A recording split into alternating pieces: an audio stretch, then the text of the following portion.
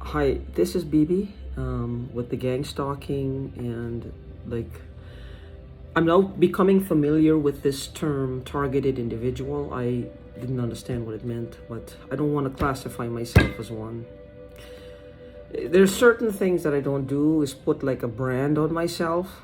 I don't want to say I'm a victim, because for me, being a victim is if I am being a victim to myself, like I'm procrastinating, I'm being lazy, I'm being doing something that is self-derogatory. As a friend of mine once called it a long time ago, being self-defecation, basically, meaning you're taking a giant poop on your own head. So I don't like to put these labels on myself. What I do believe is that we are being victimized, because none of us would want to be in this situation voluntarily. Maybe there's something in our subconscious minds that are attracting these people, because the law of attraction has a lot of merit to it. But these people are not inanimate objects. They're not like dust or those things you see in the desert that are rolling. I don't know what they call them. You see them in the desert like little balls rolling. So they just roll and attach themselves to you. No, they're thinking, feeling, conniving, planning, malicious human beings. It's not that easy to shake when they're alive and they have an agenda, and that agenda is to turn your world upside down. So to say the word victim, I don't want to consider myself victim, and I don't encourage those of you out there. This is, again, I'm not telling you what to feel, what to do, what to think. This is just, let's not get into the mindset of referring to ourselves as victims. To say we're being victimized by these people, I think would be a more appropriate label to put on ourselves. So, because I don't want to be in this situation, do you? I don't think so. I don't want to be kept awake all this time for day and night, being hounded, being made to look like a fool, and they get a particularly rush. I think they get a head rush of the knowledge that not everything you seem to do, and this is something you will notice, every time you try to do something, you're coming to a dead end. You're hitting a wall.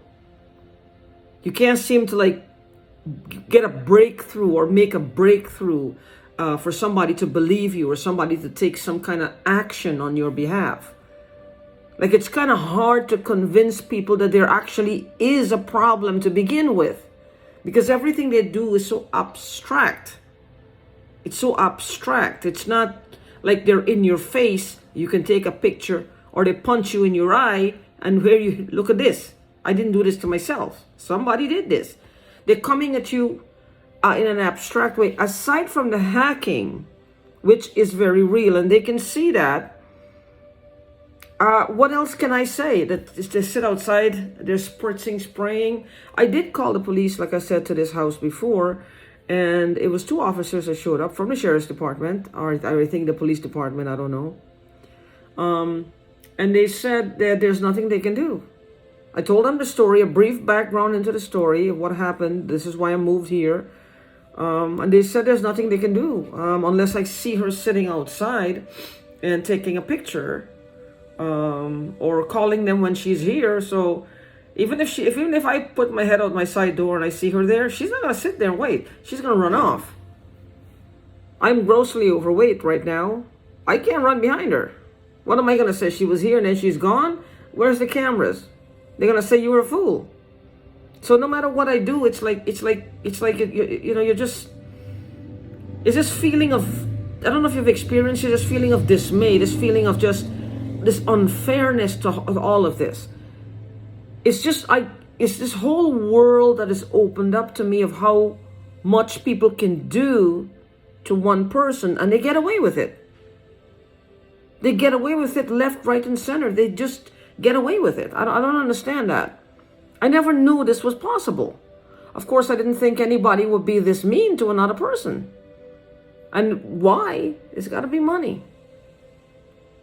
It's got to be money. I mean, to watch a person suffer No matter how cold, callous, indifferent, hateful, spiteful, malicious you can be, to watch a person suffer and knowing you're causing it and you're watching them in pain and you're not stopping, what kind of a person does that make you?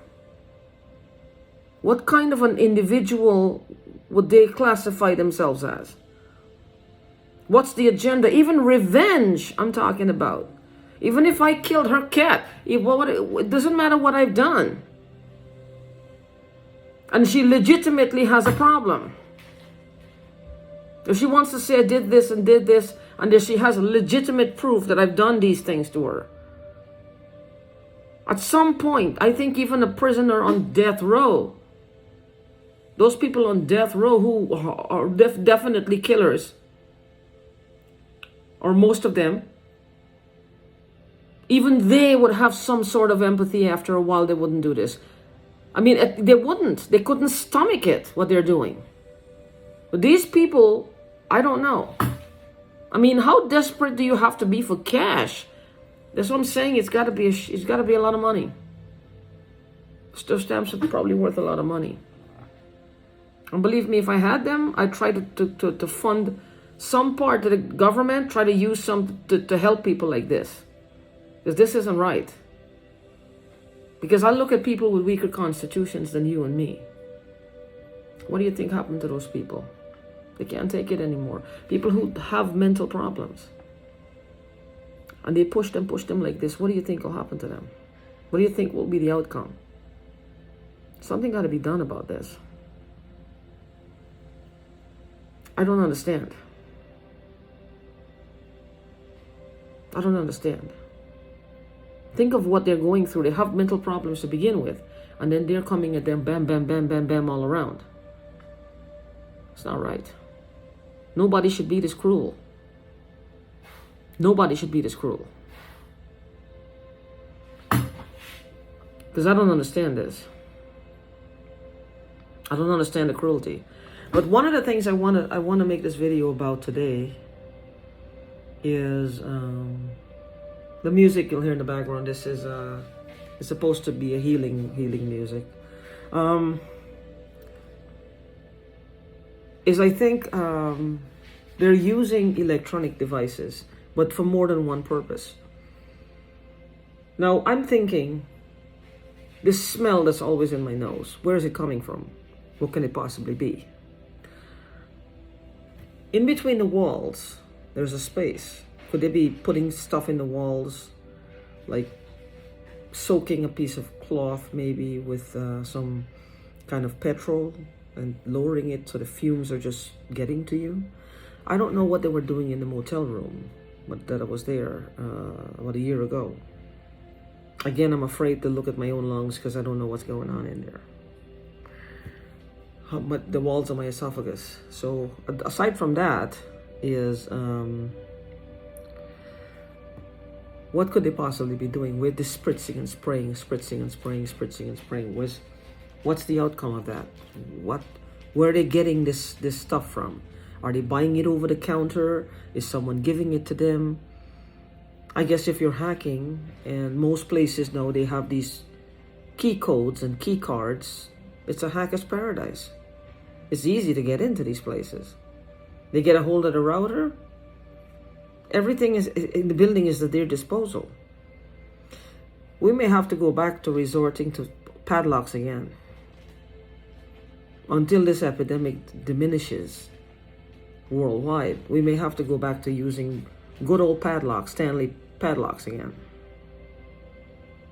Because this is not realistic. All these punching in the codes and the key cards. If you look on the internet, look at hacking. And these are people who are reputable from a university. They're not going to steer you wrong. They're enlightening the public because they want to get more people signing up, I guess, for their cybersecurity programs. There's an introduction to cybersecurity and how this, what are the possible malignant forces out there and how they utilize these technology. to gain access of your router, gain access of your whole world, basically, your whole digital world. Some people's lives, everything is just a bunch of numbers. Even your money in your bank, look on the screen. All you see is a bunch of numbers. It's not a dollar sign. They can go up or go down. They can make that happen. So I don't know what they're capable of doing, but if you that sounds far-fetched and weird. Look at the hackers. They hacked into the EDD in California and stole millions of dollars. Now, how are they able to get the money out of the EDD? An armored truck? I don't know. How were they able to get the money out of the EDD? I don't know.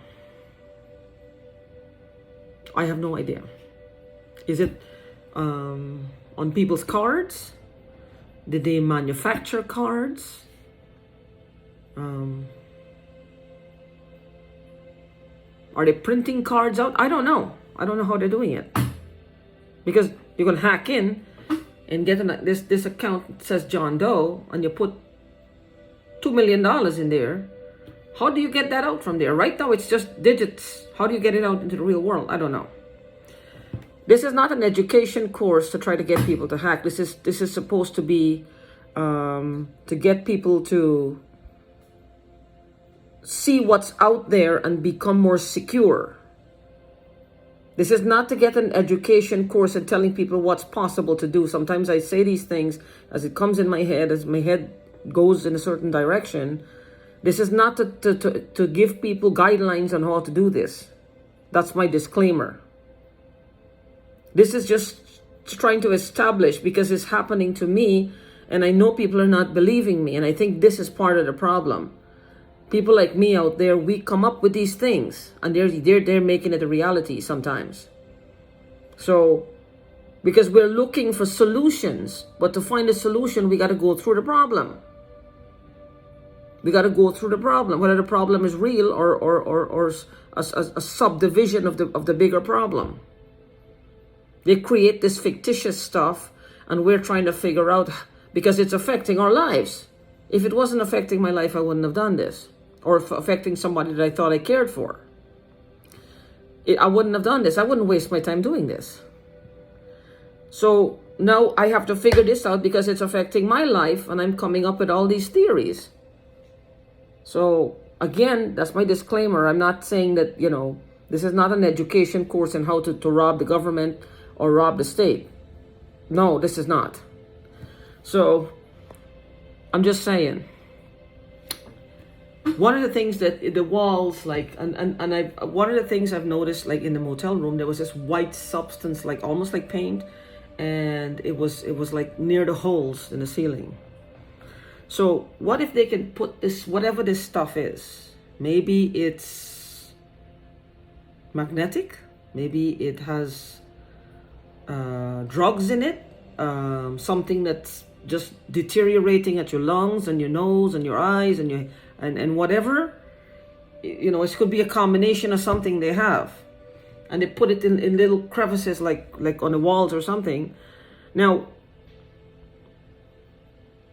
if you were to take a piece of rusty iron or a rusty nail and you put it in water and you try to boil it, it'll start to smell the rust. You'll start to smell that rust. You'll start to smell that iron. You'll start to smell it. Like if you take a old wood, you have a pile of old wood and it rains, you can smell the wood. You can smell the earth. Now, what if, whatever this is, how would they trigger this where it's becoming like completely, dousing the person in the room? Electronic? Something that gives off like an electromagnetic signal? Something that triggers, maybe heats it up or cools it off, whatever element is needed, whatever state it needs to be in to give off the most deadly fumes, irritating fumes, whatever, I don't know. How would that work? Would this, because I think radio waves, electromagnetic current has a lot to do in aiding these people in what they're doing. That's my belief. Where are they getting this technology from? How do they know to do these things? See, most of us know who the perpetrators are, and if the police take us seriously, because we have physical things to back it up, and they just take a walk through the people's lives, they'll see who they came into contact with, and they'll be able to cut down on this crime a lot faster, quicker, and set us free from this. Because once they start getting them, they'll run for the hills. But sometimes they're not going to run fast enough. Because I don't understand. It just burns. It's like I'm inhaling something it's like mental crystal. It doesn't smell like mental crystal. It doesn't smell like in fact, I was trying to this right here. You get this at the dollar store. I was trying to see. It's like this, but it doesn't have the scent. You know that I like the scent of this because it helps. You rub it on your chest, whatever. It helps you to breathe easier. But it has the cooling effect almost. I wouldn't say cooling. It's like burning, slightly, but then it starts to hurt the chest muscles right here. Hurts it. It's almost like you can feel your arteries hardening in there. And there are other people on here who I don't know, who said the same thing years ago. And there are people who don't know me right now are saying the same thing. Somebody out there is saying the same thing. Police, FBI, CIA, whoever you are, please take note of us. Don't let this continue to happen in your own backyard. You need to clean it up. You need to clean it up. If you took an oath to help people like me, people who can't help themselves, and we depend on you, you're letting us down, and you need to help. That's why you took an oath of office to help us. Because people don't believe us. The people we trust, they don't believe us. You need to help us.